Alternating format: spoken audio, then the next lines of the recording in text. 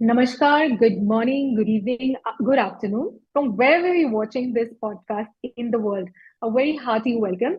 This is your host, Mrate Shrivastava from Life Leader Club in collaboration with Strategy. As the name suggests, for both of us, the purpose over here is learning. And right now, we are running into the series how can we improve our health? इसी section को आगे बढ़ाते हुए you know that we have already spoken with some aura healers and numerologists. Today again we have a very special guest with us, Dr. Shamila ji, who is into holistic healing, and she provides this with the help of numerology and aura readings. I will not talk much about it क्योंकि ये मेरा scope of area नहीं है. However, over here, I extend the warm welcome to Sharmila ji, and please tell us more about your scope of work and how is it helping people. नमस्ते। जैसे कि स्मृति जी ने बताया है, मैं होलिस्टिक हीलर हूँ with a professional numerologist and aurascope healer. इसमें मैं ये कहना चाहूंगी कि मैं 2012 से पेशेंट्स को देखती आ रही हूँ और मल्टी डिजीजेस को हैंडल किया है और सबका पॉजिटिव रिजल्ट्स मिला है। और जो भी मेरे पास ट्रीटमेंट के लिए आए, आज तक जो भी पेशेंट्स हैं, उनको ट्रीटमेंट कराते कराते इस होलिस्टिक अप्रोच में इतना अटूट विश्वास मिला है। और इसके साथ मैं ये भी बोलना चाहूंगी कि मैं अरम गर्भ साधना की ट्रेनर भी हूँ, जिसमें मैं कोई कंज्यूम नहीं हो रहे हैं या कंज्यूम होने के बाद 9 मंथ्स रिलेटेड जो भी प्रेगनेंसी रिलेटेड प्रॉब्लम्स जो होते हैं, जैसे कि ब्लड प्रेशर होना, शुगर होना, थायराइड होना, specially during 9 month pregnancy, and also the cases where 8 months baby, 8 weeks का बेबी हो जिसमें हेल्थ हार्ट में होल हो या हार्ट बीट नहीं कर रहा हो, ऐसी और डाउन सिंड्रोम जैसे प्रॉब्लम्स को हैंडल किया है। It is really during pregnancy time. और इसमें आके हम स्पिरिचुअल मेडिटेशन कोचिंग करवाते हैं, जिससे हमने डाउन सिंड्रोम जैसे प्रॉब्लम्स का भी सोल्यूशन निकाला है। और मतलब इतना अच्छा गाइडेंस किया है कि विद इन 1 मंथ हमको उसका एकदम स्कैन करने पर नॉर्मल रिजल्ट मिला है, एवरीथिंग इन नॉर्मल। तो ऐसे मैं holistic approach in case of pregnancy also I am taking care. And also अभी मैं होलिस्टिक अप्रोच में न्यूमरोलॉजी भी अप्लाई की हूँ। इसमें मुझे काफी बेनिफिट मिला है। मतलब ऐसे होता है कि कभी पेशेंट्स अपनी बीमारी की चर्चा करते करते वो अपने घर के प्रॉब्लम्स भी बोलने लग जाता है। तो फॉर एग्जाम्पल कभी रिगार्डिंग रिलेशंस और फाइनेंशियल मैटर और करियर प्रोफेशन, डिप्रेशन लेवल उसका कहाँ से शुरू हुआ है। तो ये सब ऐसे बोलने के कारण मुझे न्यूमरोलॉजी अपने हेल्थ अप्रोच में अप्लाई करने से मुझे बहुत हेल्पफुल मिल रहा है। और उस जो व्यक्ति मेरे पास आ रहा है, मतलब जो पेशेंट यानी, तो उसका जो कैरेक्टर है वो भी मुझे इस न्यूमरोलॉजी के एप्लीकेशन से मुझे मालूम पड़ गया है। और साथ ही पेशेंट्स में उनके डेट ऑफ बर्थ से कितनी तरह की बीमारियां उनमें हो सकती है, इसका भी बिना डायग्नोसिस से भी पता चल जाता है। Okay, this is very important information और बहुत सारी information थी. मैं इसको थोड़ा थोड़ा सा ब्रेक करूंगी फॉर आवर ऑडियंस. तो आई अंडरस्टैंड कि आप होलिस्टिक हीलिंग में बहुत टाइम से ऑलरेडी हैं, and then you try to link it with numerology to understand the overall the human perspective कि आपका एक नेचर क्या है, कैसे हैं, और ये बीमारी आपको कैसे इम्पैक्ट करी. But how did this click to you? आपको कैसे ये लगा कि ये हीलिंग में सडनली अगर मैं न्यूमरोलॉजी भी लाऊंगी ये ज्यादा इम्पैक्ट करेगी इन अ यूजफुल रिजल्ट मेरे क्लाइंट के लिए, उनको एक ओवरऑल हीलिंग अप्रोच मिलेगा apart from what healing you are giving and you are providing aura therapy? ये कैसे आपके पास आया दिमाग में कि I should use numerology also with it? The way I am applying in the holistic approach, is it? Yes, yes. Yes, I am applying numerology. That is there. I've added now only. And apart from them, from 2012, I'm been using this holistic approach. In that, I'm applying this naturopathy and Ayurvedic. Naturopathy का भी application देती हूँ और Ayurvedic. For chronic diseases, I handle both. All right, that is very interesting. तो आपने ये भी बताया कि this you provided lots of healing to people during their pregnancy and which has helped या देम टू और इवन मैं you know. एक बात ये भी कहना चाहूंगी स्मृति जी कि जो प्रेगनेंसी रिलेटेड जो साधना हम देते हैं उसमें ये जो स्पिरिचुअल मेडिटेशन हम सिखाते हैं ये 100% जो भी नो कंज्यूम कंज्यूम नहीं हो रहे हैं और जो कंज्यूम भी हैं ऐसी तरह का स्पिरिचुअल मेडिटेशन करना बहुत जरूरी है। इससे क्या उनके न्यूमरोलॉजी के हिसाब से परफेक्ट डेट ऑफ बर्थ बच्चे का डिलीवरी टाइम मिले उनका फेवरेबल हो and luckiest date of birth मिले। तो I all right. Felt that even ये गर्भ साधना के ये भी है, ये कोचिंग कैसे न्यूमरोलॉजी से रिलेटेड मिला है मुझे, मतलब डेट ऑफ बर्थ जो फेवरेबल होती है और जो लकीएस्ट होती है उससे क्या बेनिफिट्स मिलता है, उसके कैरेक्टर कैसे होते हैं। So it's also very important that spiritual meditation should be applied. Yes, absolutely. Just a small diversion from here. गर्भ साधना के बारे में थोड़ा सा बताएंगे व्हेन यू सेइंग दिस। इसके साथ आप कुछ मेडिकेशंस भी यूज कर रहे हैं या फिर आप सिर्फ मेडिटेशन की बात यहाँ पे कर रहे हैं या फिर कल्मिनेशन ऑफ बोथ है? नहीं, ये ये गर्भ साधना जो देते हैं इसमें आके स्पिरिचुअल मेडिटेशन एप्लीकेशन होता है। यहाँ ओके। पे हम इमेज मेडिटेशंस वगैरह कराते हैं। तो ओके। इसमें आके काफी मैंने कम से कम बहुत सारे क्लाइंट को दिया है, more than 100 I have given. So वाह। उसमें हर एक का एक मिराकुलस रिजल्ट है। स्कैन में कभी किसी का बच्चा मतलब ऐसे लग रहा है कि कंसीव हो गया है और फेलो फिर स्कैन जब लेते हैं तो वो ये पता चल रहा है कि बच्चा नहीं है अंदर, कुछ एग के फॉर्म नहीं हुए हैं। तो उनको डाउट हो गया ये कैसे है, ये पॉजिटिव आ रहा है लेकिन स्कैन लेते तो वो कंज्यूम नहीं बता रहा है। तो ये कैसे, तो यहाँ पे हम एक स्पेशल रेमेडीज इसमें फॉलो अप करते हैं। ये हर एक चीज के लिए, जैसे बीपी हो, शुगर हो, थायराइड हो, हर एक चीज के लिए स्पेशल मेडिटेशन टेक्निक्स हम सिखाते हैं। Okay. All this are special meditation techniques. So तो these are उसके कारण meditation techniques. Sorry, I'll uh, stop you a little bit over here. So what I understand, these are meditation techniques, and those are your remedies. Basically, these are not medicines. yeah, it is a different types of meditations we are applying हाँ। here. तो ये I am not countering allopathy over here, या मैं किसी चीज को counter नहीं कर रही, लेकिन मैं ये चीज अपने ऑडियंस को बता सकती हूँ कि I mean what doctor Sharmila is trying to say with the power of visualisation, the mind and the right technique, probably you don't even need medicine. am I saying it correctly, Sharmila ji? Yeah, okay. absolutely. और doctors in fact recommend करते हैं during pregnancy, हम सबको experience है कि in the time of fever also we are said कि नहीं, you don't have to take medicine. Now this is amazing when you, I think जो आपको मेडिसिन तो नहीं लेनी है, अपार्ट फ्रॉम दैट आपको एक और बेटर स्टेट में भेजा जा रहा है just through the state of visualization. Right right Sharmila ji? Yeah, visualization plus we have mantras also. Amazing. Visualization in the sense we have the image visualization, that technique, plus along with it we have mantras. ये बहुत In मतलब the अच्छा लग रहा है particularly सुनने में। for Garbha sadhana techniques, we कोई apply ऐसा it. स्पेशल And केस जो आपको याद हो? yes, एनी स्पेशल केस जो आपको याद हो, very close to your heart, that you would want to share? या ये देखो अभी मैंने जैसे बताया था कि उसका मतलब पॉजिटिव आ गया लेकिन स्कैन लेने पर मालूम पड़ा कि उसमें कुछ नहीं दिख रहा है। तो वहां पे हमने वो visualisation technique and mantras application किया, कम से कम उसको 7 बार 8 बार करने के लिए बोला and with in third day उसके स्कैन में आ गया कि मतलब सीड्स फॉर्म हो गया है, वो बड़ा होने लग गया है।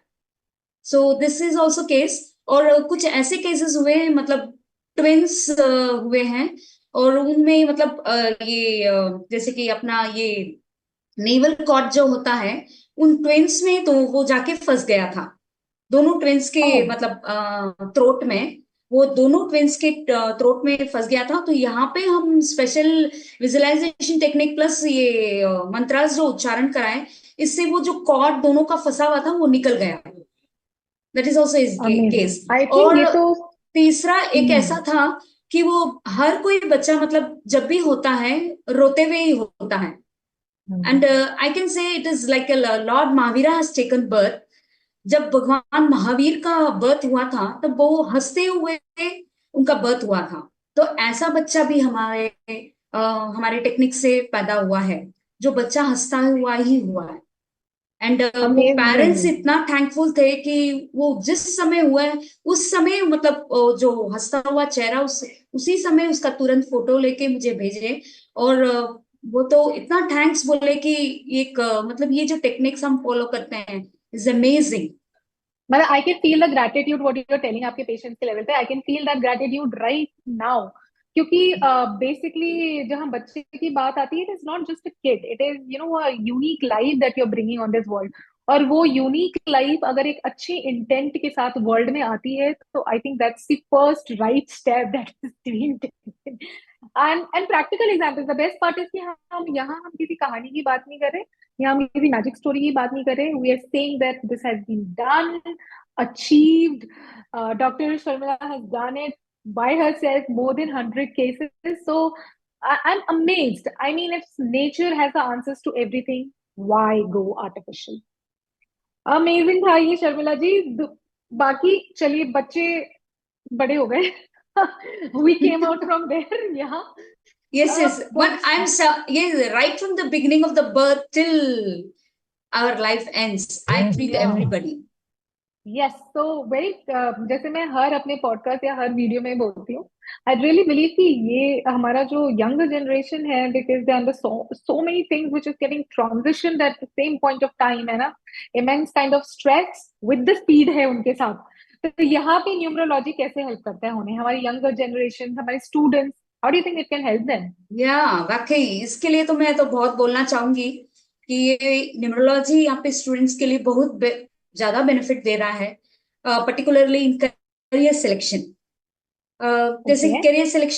करियर सिलेक्शन यानी करियर गाइडेंस के लिए, जब बच्चे 10th में आ जाए तो उसके लिए करियर गाइडेंस बहुत जरूरी है। और ये career option date of birth से करेंगे तो इज द बेस्ट ऑप्शन।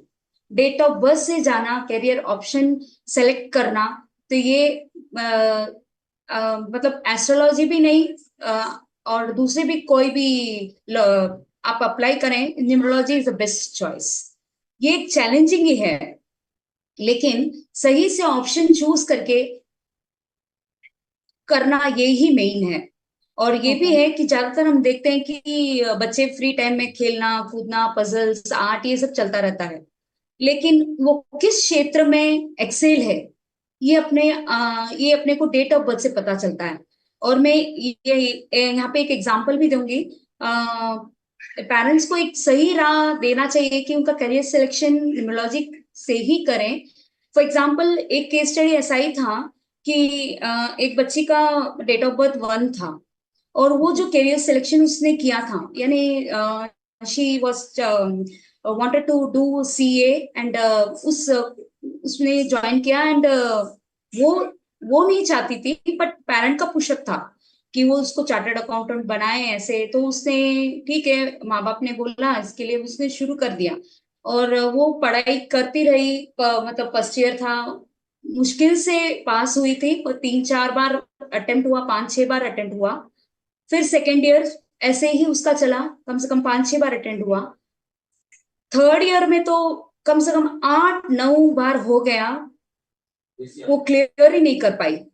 फिर ओके। ऐसे ही कुछ, ऐसे हम जैसे वालों से, न्यूमरोलॉजिस्ट से कंसल्ट किया, ये क्यों ऐसे हो रहा है, इस बच्ची का क्यों, ये तो इतनी मेहनत कर रही है, इसका क्यों हो रहा है। तब उससे डेट ऑफ बर्थ से पता चला उसका जो करियर उसने सेलेक्ट किया था वो एंटी नंबर का करियर सिलेक्शन था।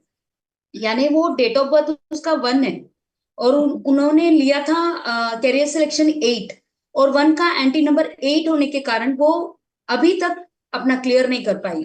और इसमें अपन ये भी देखते हैं कि एक साइड में पेरेंट्स का मनी लॉस भी हो रहा है, फाइनेंशियल इन्वेस्टमेंट भी हो रहा है, लेकिन ये इससे कुछ हासिल नहीं हो रहा है। तो it is the best option कि आप पेरेंट्स के लिए सही रहेगा कि उनका करियर सिलेक्शन न्यूमरोलॉजी से करें, न कि अपना कुछ थोपे। और इसमें क्या है, उनका क्या इंटरेस्ट है, और जो भी करियर उनके डेट ऑफ बर्थ से मिलता है उसमें बच्चे का क्या इंटरेस्ट है, क्या ड्रीम है, और मतलब किस पैशन से है, उसका ध्यान रखते हुए वो करियर सिलेक्शन करें, यानी हम जैसे वालों से कंसल्टेशन करें जिससे डिफरेंट करियर ऑप्शंस उनको मिलेगा, और साथ ही उनकी स्ट्रेंथ कितनी है और पोटेंशियलिटी कितनी है उसको सुरक्षित रख के ये न्यूमरोलॉजी का अप्लाई करें यूज करें। हाँ, या ये बहुत यूज। वैलिड है आई थिंक आपने जो बोला है, and I think this question is more for the parents. बच्चे शायद उस उम्र में, करियर सिलेक्शन की एज में शायद ना समझे कि व्हाट इज दिस न्यूमरोलॉजी, या फिर उसको कर दें, या फिर उनको समझ में नहीं आए, जहाँ यहाँ पर पेरेंट्स का इन्वॉल्वमेंट, एंगेजमेंट बहुत बढ़ जाता है।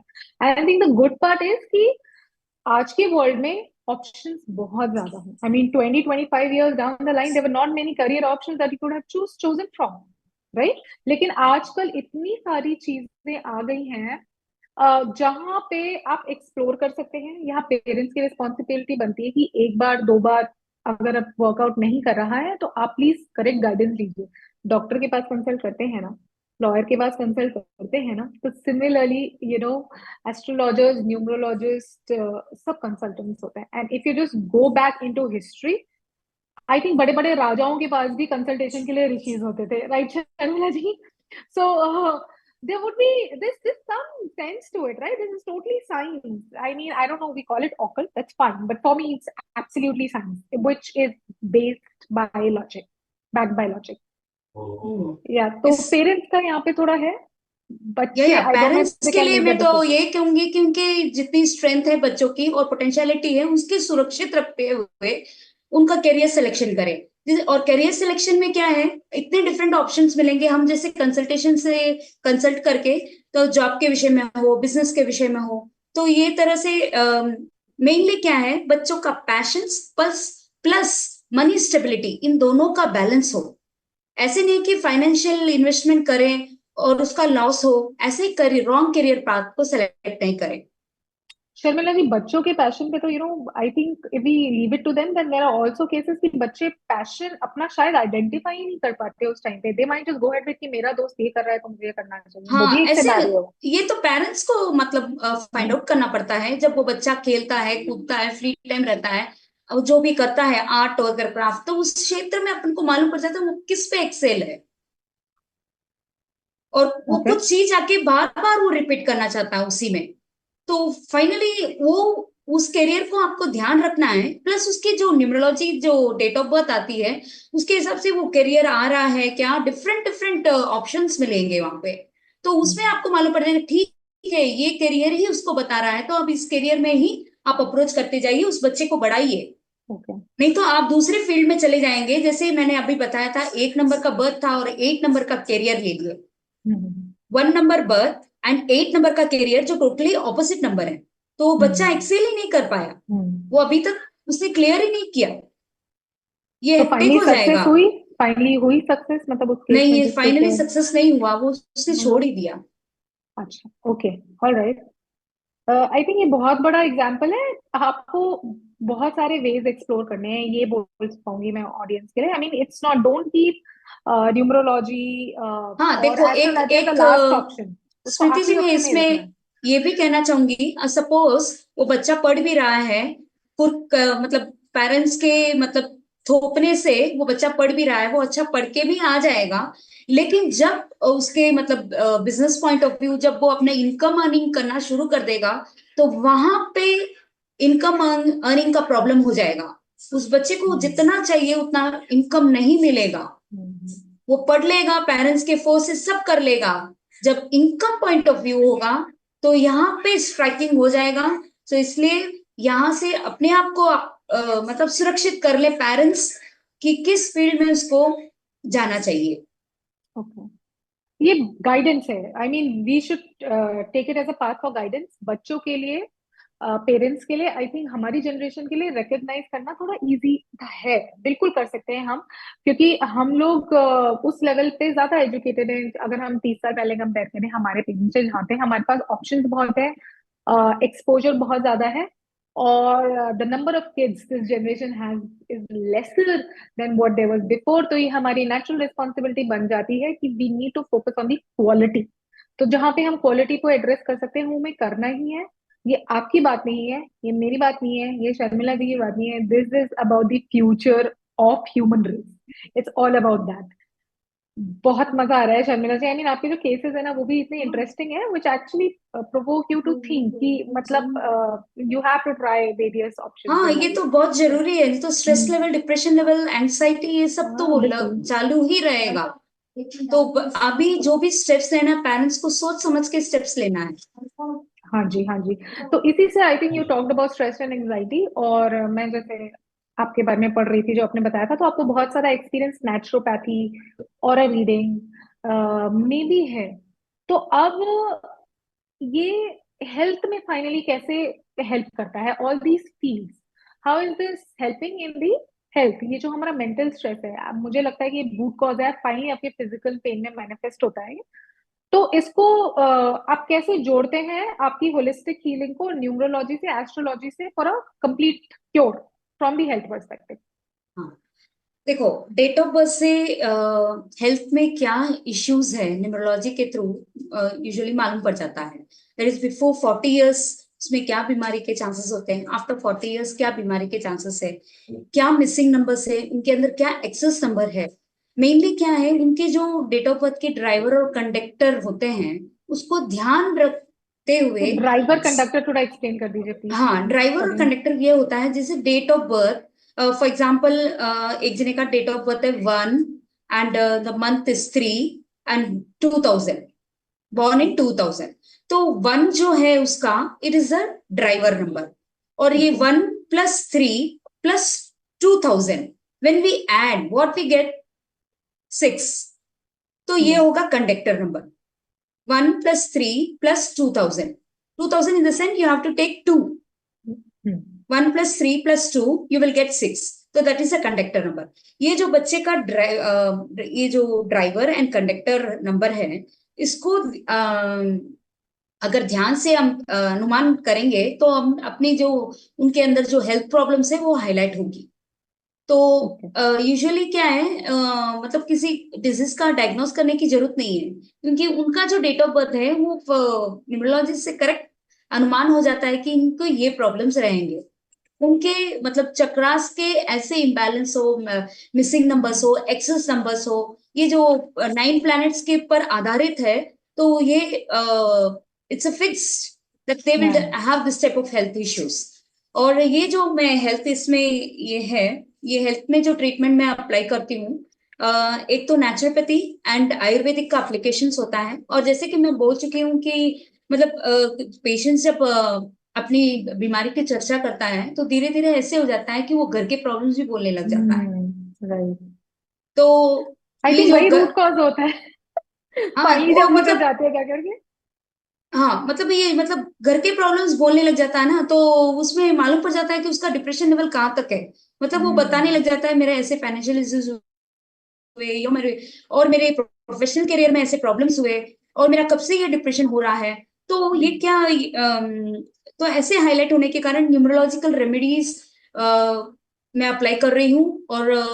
और जो भी मिसिंग और एक्सेस नंबर के कारण उसके जो अप एंड डाउन हो रहे हैं लाइफ में, उसका भी इस रेमेडीज के थ्रू करेक्शन हो रहा है। प्लस जैसे कि आपको एलोपैथिक में मालूम है कि सिम्टम का ही करेक्शन होता है, और मैं हम्म। रूट कॉज से मैं ट्रीटमेंट कराती हूँ। I even do horoscope healing also. मतलब जिस पेशेंट्स का उसका रीडिंग भी करती हूँ, horoscope reading in the sense उसमें कौन सी चक्रास ओवर एक्टिव है, कौन से अंडर एक्टिव है, कौन से ब्लॉक्ड है, कौन से बैलेंस में है, या उसके पित्तर दोष के प्रॉब्लम्स कर रहे हैं। तो ये इजीली मालूम पड़ जाता है हॉरोस्कोप रीडिंग से। तो मैं रूट कॉज से जाके उन प्रॉब्लम को सोल्यूशन देती हूँ। बहुत ही अमेजिंग। और एक्चुअली यही है कि हमें रूट कॉज पे ही जाना है। और मैं एक बहुत इंटरेस्टिंग चीज यहाँ पे मेरी ऑडियंस को बताना चाहूंगी कि how your mind is playing over here. Ma'am ने अभी बताया, शर्मिला जी ने, कि आपके हॉरोस्कोप से और नंबर्स से, basically numbers driver and conductor से लेके आपको बताया जा सकता है फ्रॉम दी वेरी बिगनिंग कि ये बीमारियां आपकी लाइफ में हो सकती हैं, या फिर ये more prone to these diseases. I tell you, आपका ह्यूमन माइंडसेट क्या बोलेगा? ओ माय गॉड, मेरी लाइफ में इतनी परेशानी आने वाली, बात guys you need to come out of it. उसको ना दूसरी एंड से सोचो कि मुझे पता है कि ये होने वाला है, तो सर्च फॉर द सोल्यूशन। तो यहाँ पे आप अपना थोड़ा माइंड चेंज करिए। आपको लाइफ में अगर take it as a challenge ना, I mean there is no life without a challenge. What will you do if there is no challenge? क्या करेंगे अगर कुछ नहीं है, तो कुछ तो करेंगे ना. So if you already know the challenge, और क्या चाहिए आपको, है ना. You already know what's going to come forward and then you work towards it. सबके साथ, and plus with the fact, ये एक्सेप्ट करते हुए कि कुछ चीजें हैं जो सबको ही करनी है. मुझे लगता है कि किसी के साथ कुछ अच्छा या ऐसा बुरा नहीं होता, सब अपने सेट ऑफ एक्सपीरियंसेस और चैलेंज के साथ ही बॉर्न होते हैं. And then you have to work on it. So I think this is perfect guidance. अगर आपको पता है तो आप गाइडेंस की तरफ आगे बढ़िए, उसको कीजिए for a better holistic life. Because life is finally not for your self, right. You don't live it for your self. मतलब होलिस्टिक तब होगी जब आप बाकी सबके लिए भी करेंगे, जैसे शर्मिला जी कर रही है. So Sharmila ji, coming to that point, जब, tell me about your experience, जब आप ये करती हैं होलिस्टिक अप्रोच और फाइनली आपके पास कोई आता है कि this is totally cured me internally, right. तो फिर आपको क्या लगता है, I mean what do you feel and what is your feeling? Hello. हाँ, या holistic approach in the sense, मैं इसमें आके physically, mentally, emotionally, spiritually all levels पे वर्कआउट करती हूँ. और इसमें मैं ये भी बोलना चाहूंगी कि इसमें जो स्पिरिचुअल रेमेडीज के एप्लीकेशंस होते हैं, उससे हेल्थ ठीक होता है. यानी स्पिरिचुअल रेमेडीज 100% चाहिए ही, क्योंकि ये शरीर में ऊर्जा को बढ़ाता है. और ये जो ऊर्जा है, इसको हम क्या बोलते हैं, डिवाइन इंटेलिजेंस और क्रिएटिव इंटेलिजेंस. ये ऊर्जा का काम क्या होता है? एक तो शरीर, जो रोगी शरीर है उसको मरम्मत करता है, यानी उपचार के लायक बनाता है. फिर उसके अंदर जो टॉक्सिन्स एक्युमुलेट हुए हैं, उस टॉक्सिन्स को बाहर निकलता है, और फाइनली उस शरीर को नॉर्मल कंडीशंस लेके आके छोड़ता है. तो ये जो ऊर्जा अपने स्पिरिचुअल रेमेडीज से मिलती है, और ये ऊर्जा का बढ़ाव जितनी फ्रीक्वेंसी हाई होगी, उतने ही उसके रोग का उपचार जल्दी से होगा. इसलिए इस स्पिरिचुअल रेमेडीज को मैं यही बोलना चाहूंगी कि ये एक डिवाइन हीलिंग है या इनर हीलिंग है. और मेरे अपने अप्रोच में इस इनर हीलिंग और outer healing, in the sense outer healing में जहाँ नेचुरोपैथी एंड आयुर्वेद का एप्लीकेशन करवाती हूँ, उन दोनों को मिलाकर मैं उपचार करती हूँ. तो इससे क्या है, वो जो पेशेंट्स है उसको जल्दी से राहत मिल जाता है. वो चाहे अक्यूट हो या क्रॉनिक डिजीज हो, उसका अच्छी तरह से क्यूरेबल हो जाता है. बहुत ही लॉजिकल साउंड करता है and sound is the right approach. हमारी जनरेशन को ये समझना बहुत जरूरी है कि शॉर्ट टर्म सोल्यूशन है ना. अभी हेडेक हुआ, एक दवा खा ली, अभी कुछ हुआ, फिर दवा खा ली. वी नीड टू अंडरस्टैंड कि रोज रोज एक एक दवा से खाते रहेंगे, ये बॉडी उस दवा की इम्यून हो जाएगी. Fine, we work on that concept. तो एक रूट कॉज पे काम करना बहुत ज्यादा जरूरी है, क्योंकि आपको, आप ये इंटेंशन से काम करिए कि ये प्रॉब्लम मुझे नहीं चाहिए मेरे लाइफ में. अगर टेम्पररी सोल्यूशन है, then there are multiple temporary solutions available. But I guess हमारे पास बहुत सारे टेक्स्ट हैं, सब कुछ है, और जो इन सारी विधियों को वैलिडेट करते हैं, ऑलरेडी हैं. और आई एम वेरी हैप्पी कि that it's coming out in this way. I mean मुझे बहुत अच्छा लगा शर्मिला जी को सुन के कि आपके पास इतने क्लाइंट्स आए, और वो, उन्होंने एक्चुअली आपकी सर्विसेज को होलिस्टिकली पूरे मन से स्वीकार किया, और उनसे उनको फायदा हुआ. तो again that one factor, trust has to come in. We trust allopathy as well, right. कहीं ना कहीं हम अपनी चीजों को भूल रहे हैं, जो कि हमें नहीं भूलना है. And internet technology is a great medium जिसके थ्रू ये इंफॉर्मेशन फैल रही है. आप जिनको इन चीज का बेनिफिट हो चुका है, वो बेनिफिट दें और लोगों को भी बेनिफिट दें, because it has to spread to the other people as well, right. Sharmila ji, अभी आप टॉक्ट अबाउट योर एक्सपीरियंस, इतने अच्छे अच्छे केसेस आपने बताए हैं हमको. Is this something that you want to add to, या फिर कुछ ऐसी कोई सिंपल रेमेडीज आप ऐसे बता सकते हैं कि मतलब which anyone can do, right, for keeping your overall aura clean? क्योंकि ऐसा होता है कि suddenly someone entered और आपने एनर्जी की बात की और वाइब्रेशंस की बात की, तो हमें वो फील हो जाता है कि कुछ गड़बड़ है. I mean probably I don't feel good, या फिर मेरा मूड खराब हो गया, सडनली खराब हो गया, क्या करें? What should we do?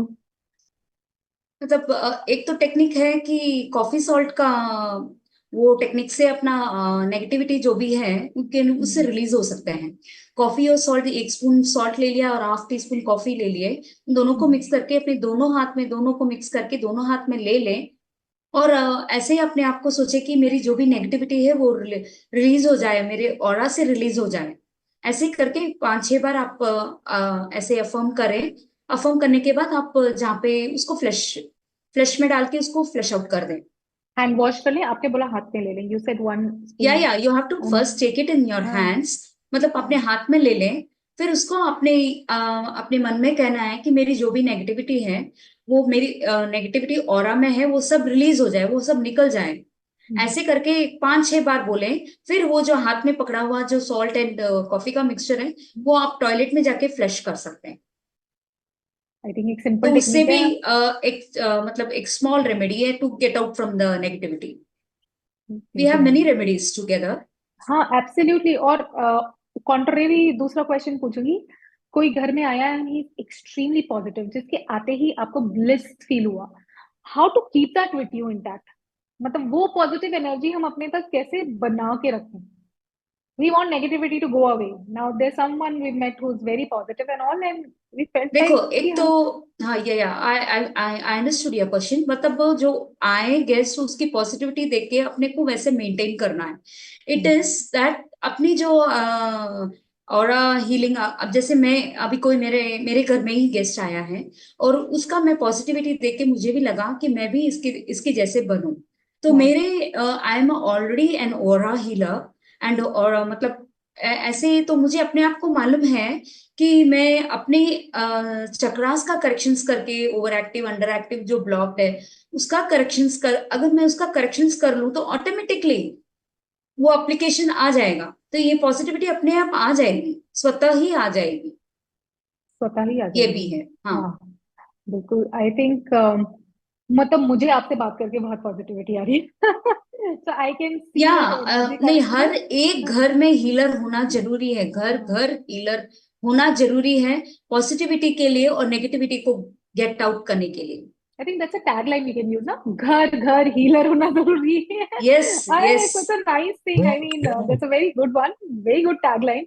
घर घर हीलर होना जरूरी है।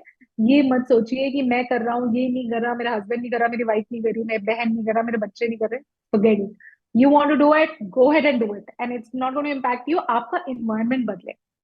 Right Sharmila ji? Yes, any last minute wisdom